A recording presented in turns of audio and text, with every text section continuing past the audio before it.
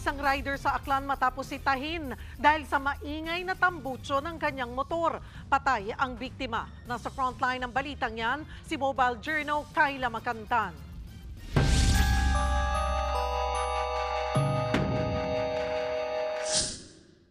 Isang linggo pa lang mula nang makalaya sa kasong may kinalaman sa droga, balik selda si Elias Raul na residente ng Makato, Aklan matapos niyang pagsasaksakin ang 42 anyos na si Luther Sausa.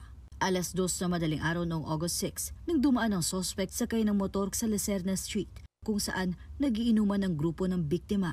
Nabihan lang naman na magdahan-dahan dun sa lugar kasi nga maingay yung tambutso ng kanyang motor. Nung pagsita, ito ay bumalik at may dala ng kasama. Doon na nagkaroon ng komusyon. 7 saksak ang tinamo ng biktima na bigo nang mailigtas sa ospital. Sa backtracking sa mga CCTV footage, mabilis namang nakilala ang 2 suspect na naaresto rin kinaumagahan sa ikinasang hot pursuit operation.